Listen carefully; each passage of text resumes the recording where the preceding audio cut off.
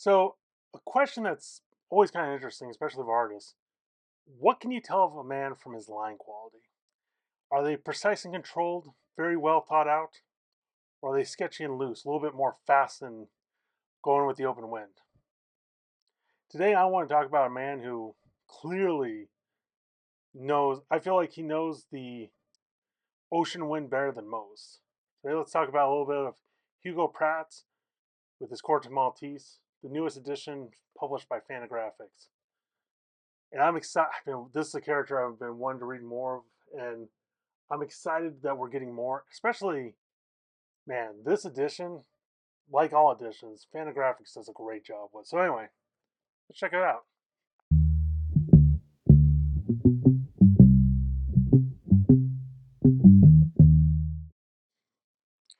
So today we're talking Hugo Pratt, a cartoonist who, man, his life, he lived a life way before he got to the drawing board, and it shows. Now, this is a collection of the Fable of Venice and Other Adventures. Never read these. A lot of fun reads. Want to go through this, but this wasn't my first Corto Maltese story, and that would be this. And Universal put this out years ago. The Ballad of the Salt Sea. Now, this is one of these stories where Corto was a side character who ended up just being popular enough that Hugo Pratt decided to do more adventures with. Now, the reason I bring this up for two things. One, you don't need to read this to understand this, but one, you get introduced to some of these characters, and especially his relationship with Rasputin. Oh, it's fine. This lovely individual here makes a lot more sense. But the other reason, and this is the thing I'm disappointed about, and I think they said they're doing this in other volumes. This is black and white. And the reason I bring this up, Hugo Pratt did all of this: the writing, pencil and inking, and the coloring. And there are times where, especially if an artist is doing everything, sometimes he's like, okay, I guarantee you every artist goes, I'll let the colors take care of this. And you see it a couple times in here. So, not the end of the world, but like I said, it's a shame that we couldn't get these in color. So, well, like I said, we'll look at this one more in the future. Oh, one last thing. From my understanding, I was told they cut up this version of Ballad of the Sea Salt. So this was European, but to make it fit in this format, they would take like a panel from one page and move it over. So I'm very curious because Fantagraphics is printing this in the future, and I know they won't do that. So I'm curious how that relates. So let's take a look at this Corto Maltese book. Uh, so first off, legal jargon, more, and it's a little thing. I love when manga like puts this at the back. Oh, interesting. They actually have his like first appearances of these books. Interesting. Hmm. Like I said, Fantagraphics, they were thorough and they do a wonderful book design. Heirlooms of the Lodge. So this first one is Fable of Venice. I won't lie, it's a little confusing at first, which is a lot of Hugo books. Like you kind of have to keep reading until it makes sense. But the thing I love about Hugo Pratt, and I don't know, like, he lived a life on the ocean, a lot of traveling. I recommend Matt with 4T's video talking about it. But what's interesting is he has such a sketchy line.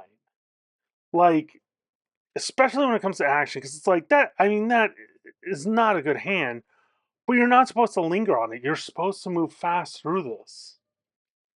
And what's interesting is, like, in some ways, his backgrounds are detailed and precise, and his characters are a little bit more kind of rubbery and sketchy.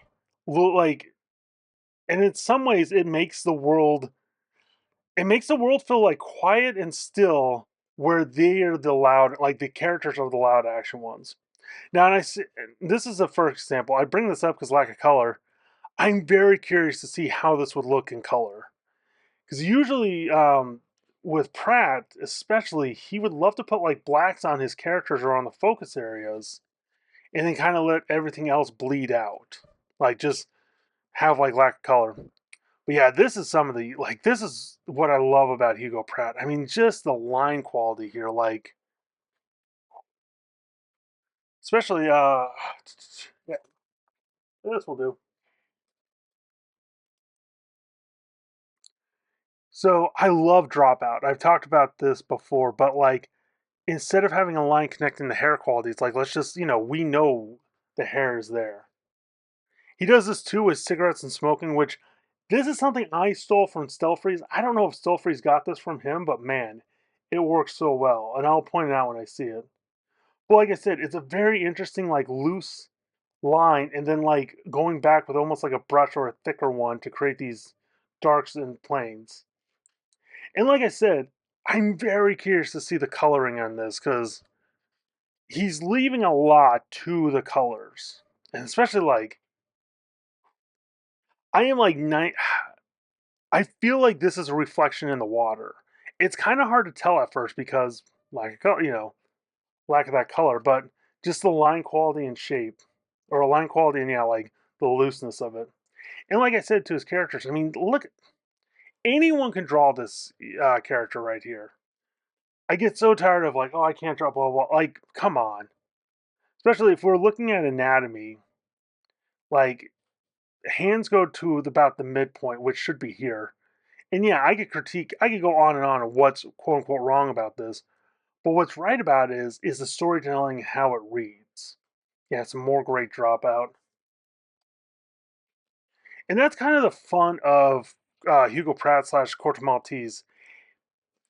They're action adventure, and they take place like in the 20s. But I think it's also having a European like sensibilities because he was born Italy Italian, served in the Italian German armies, helped the British in World War II. Like he's been all around the world, been a POW. I can't go like he's been like I said, he lived a life way before the drawing board. And not to keep lingering, but man, look at this panel. Like I said, I'm curious because I know he did these just to kind of indicate where to put the shadow. I'm curious what the colors look like in here, but man, just the composition, like to have the guts to have most of this be negative space, just simply brilliant. And the other thing with Hugo Pratt, man, he draws like his characters can look insane. Like, look at this guy. So basically, our man Cortez Martiz is looking for an emerald that is rumored to, it's a treasure story, but it's a rumored like it's more myth than actual facts. But like I said, I just wanted to focus on, especially like the reason you draw this is so you can then imply with this. Like manga does it. It's we don't need the detailed stuff every time. But what makes it great is when we get it, especially like quiet moments like this. But I mean, look how loose and sketchy this is. Like the dropout, like not having any detail for the pants and just having him connect to the building is pure brilliant. Hi, my dear. Sorry for the cattail. Um, and I'm not going to go over the. Like I said, I want you all to read this. I'm not going to go over the plots of the. Oh, I love some of these littler panels, just like the line quality.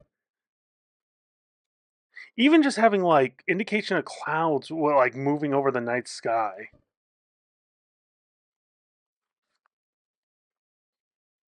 It's also interesting to see him like drop almost to like a lot of blacks.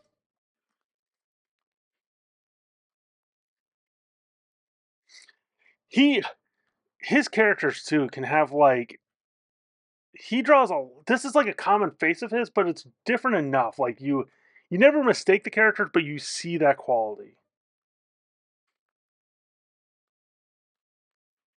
Hey y'all, taking a second from Hugo to talk about my own book, Bang the Ballad of the Tiger. Action fantasy, so kung fu inspired. So instead of a guy with a sword, a woman with a boot. Um, Highly recommended. Got 3 of these in print. You can also read the first 16 chapters for free on my website, no strings attached. I just finished chapter 23, working on 24, so yeah, I'm having a lot of fun with this. But anyway, back to Hugo. Yeah, and also his action sequences are so interesting because it's like they're quick, they're always quick beats. Ah, there's the cover. Um, but they're drawn so loosely too, because like I'm not even quite sure what's going on here. Like it works in the moment, but when you look at this alone, you're like, okay.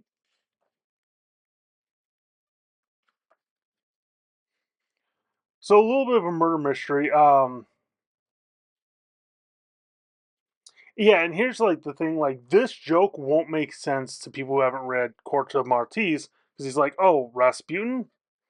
Like I said, a character introduced. You'll get him later on in this. And I'm kind of curious why they went with like this one first. Like I wonder if this was someone's favorite or like the most well-known one. But man, you know what too? For talking heads, switching up the camera angles, also like zooming in, zooming out. Man, such a great construction of a face. And what's interesting too, like I said, his women different hairstyles, but even just like the personalities. Interesting way to do a flashback too.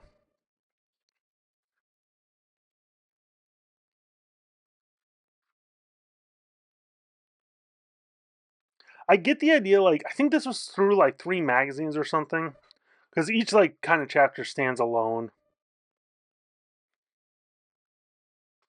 And like I said, I highly recommend this. Um, this story, I won't lie, ends in kind of a weird, was it a dream kind of way. Not my favorite, but now here's the other thing. I think this one is later Maltese just because it's like lack of detail, a lot more confidence. Then we get into this, and it's a lot more sketchy. And if you watch the Matt with Four T's videos, like he'll show some of these pages colored. Oh, wait a minute. Almost forgot. It was in this one right here. Where was it? It's here it is. So these characters are waiting till night. It's time to go. It's like I am convinced there was a color transition here that we didn't get. And that's why sometimes pure black and white doesn't always work.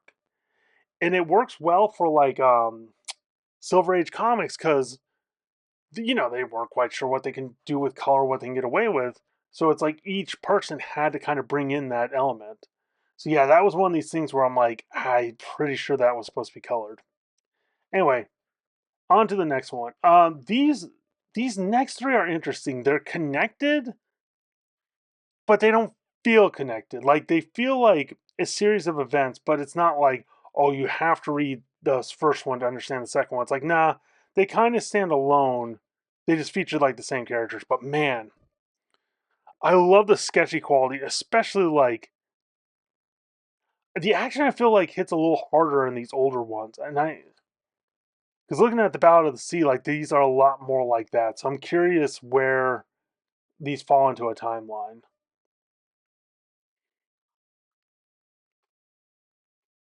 Also, what's interesting with Hugo Pratt, he spent like a lot of time in different parts of the world, like in Africa, in South America. So it's like he draws characters like he can characterize a race or a character very well. Like the cheekbones, that like and having her be Asian, like just he captures certain iconographies that most artists can't do. Especially most artists, and I am not this. I need to work on this as myself. It's easy to fall into the trap of like making everyone like, oh, it's like they have the same like the same facial structures no matter the race, and it's like no, we're all different. We're all unique. I linger on here because man, just such a simple but great panel, and it's always interesting to see how people handle smoke and fire.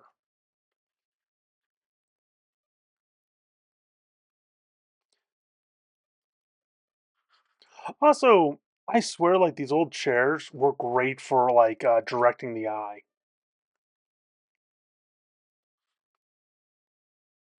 This story, like I said, this one gets a little odd.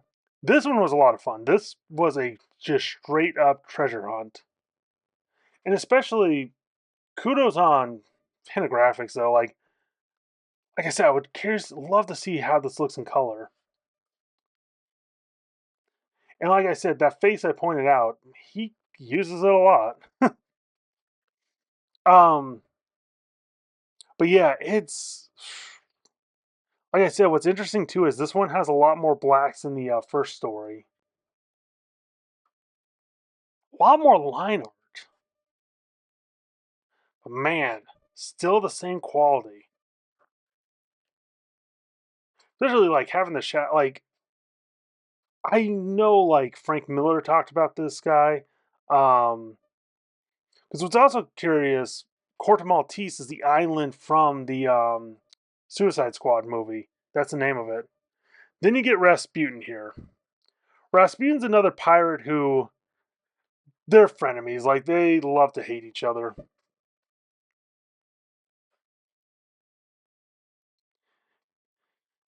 And yet it's also interesting with these stories because it's like these takes place in like 1920s, 1930s.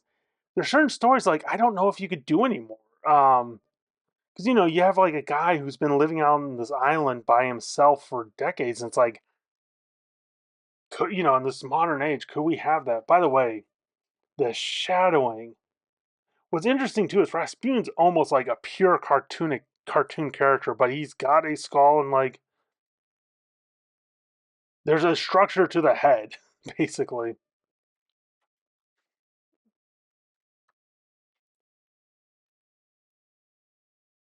Great, great action sequence. And it's interesting too how how a European artist, and I would say, you know what, European slash, I kind of want to say Hugo Pratt's a little bit South American because he spent time there. So it's like maybe that's what makes him kind of unique because he's not quite pure European. He's not quite, you know what, kind of like Corto Maltese. He has no flag or nation. Yeah, Maltese is just a pure pirate. This one, this one feels uh, a little bit more. It was a little confusing, but also at the end of it, it made like a lot of sense. This, oh, glad. So this is basically a retelling in some ways of this book. All the characters here are featured in here, and I almost wish they had like a little from the Ballad of the Sea. Like that book is so popular, like everyone kind of knows about it. Also, little thing, great way to show sun because a lot of people, and I did this once and got yelled at by Stelfreeze, but they'll make the sun dark, and it's like no, the sun's the brightest point. So how do you depict that? Cortez gets shot, taken in, kind of a murder mystery to a extent. A lot of action in this one. Also, it's interesting how like messy his line art is.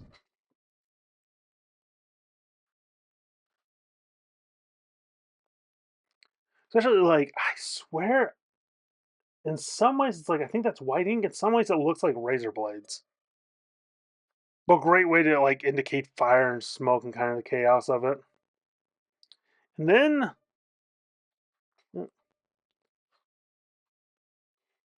and like I said, this features a character from the last one. Like it features characters, but they're not really in it. This then goes through his biography, which it is like it alone is a good story. But yeah, Colton Maltese is a big one, and I'm excited that we're getting more of these in America translated into English. So for $20, I do recommend this, especially the storytelling. Like gets a little confusing, a little you know a little out there, but at the same time they're high adventure seas. I guess the thing is, it's easy to kind of go like, oh, pirating. It's always usually these are like dumbed down simple stories. Not these. These are very working like I don't want to say complex like in a bad way. They're just definitely like this is something you have to ingest. Like this is something you partake in, and you're better for the experience. And like I said, the craftsmanship in the drawing is so much fun. I mean, so like I said, I hope we can get some better editions, some more Hugo Pratt. But I'm glad I at least this feels too, especially depending on the rest of the series goes. This might become what I call a studio book, which is like something I kind of keep around. I don't care about the condition of, and I use it more for like inspiration or just to get ideas. Because like I said, some of the panels in this, like where is she? This one alone. I mean, whew. But yeah, you can find it now. Highly recommend it. So thanks, y'all.